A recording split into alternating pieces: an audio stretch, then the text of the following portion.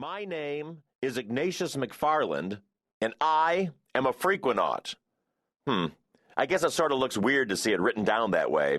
I don't mean it's weird to see my name written down. I mean the word Frequenaut. It almost looks like it's French.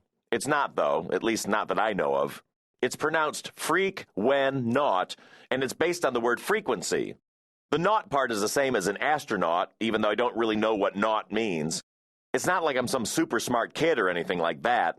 I'm pretty average, as my report cards would be more than happy to tell you.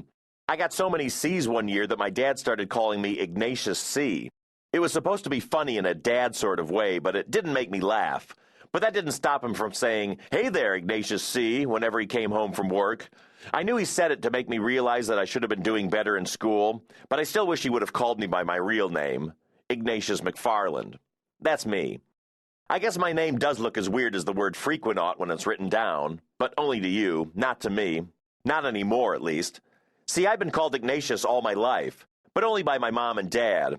My mom usually only says it when she gets mad. If I used to forget to take out the garbage or polish my dad's shoes, which was one of my main chores in the house from when I was 5 years old. "Can't have your dad walking around in dull-looking shoes," my mom always used to say as she handed me the stinky can of shoe polish and my dad's even stinkier shoes.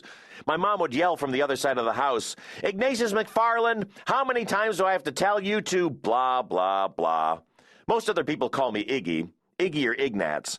I don't really like when people call me Ignats, though, because it sounds kind of funny and people usually laugh when they hear it. However, I'd have been more than happy to have had the kids at school call me Ignats because what they really used to call me was way worse than that. I'll tell you what they really called me if you promise never to call me it too. I mean, now that I'm a Frequenaut and all, and since I've saved the entire human race and more, and had so many adventures since the last time the kids at school saw me, there's no real reason for you to use this stupid name anyway, unless you're just trying to be mean. Seems like most of the kids in my school like to be mean. You know, now I sort of wish I hadn't even brought up this whole name thing. But since I have, I'll just tell you what they used to call me and assume that you'll promise to never let the words come out of your mouth. All right, here it is. The kids at school called me Piggy MacFarland. Pretty stupid, huh? And the stupidest part is that it doesn't even make any sense. First of all, I'm skinny. Too skinny, my grandma always said. She was constantly accusing my mom of not feeding me enough, but that's not true. I've always eaten lots of stuff. I just have what they call a high metabolism. It means that my body uses up tons of food because I've got a lot of nervous energy to burn it off. It's sort of like I'm one of those huge SUVs that gets about 10 miles to the gallon. I keep putting in the fuel and it keeps burning up before it has time to make me heavier. My dad used to say that I get bad mileage. He's a real funny guy. And if you heard me say this, you know I was being a smart aleck because I'd say it like this. He's a real funny guy. So, because I'm skinny, it didn't even make sense that they called me Piggy, other than it sounds like an insult and rhymes with Iggy. What a clever bunch of kids they were at my school. Sarcasm again, tons of it. And MacFarland is really annoying, too. It's not like I used to fart in class or anything. I don't think I'd ever farted in front of anybody at my school. Well, there was this one time in 4th grade when I was at my desk working on a spelling test, and I was concentrating real hard. When I concentrate, I really tense up all my muscles, my leg muscles, my arm muscles, my stomach muscles, and I guess I tightened up my stomach muscles too much because the next thing I knew, a fart came out of me, and it was a loud one, too.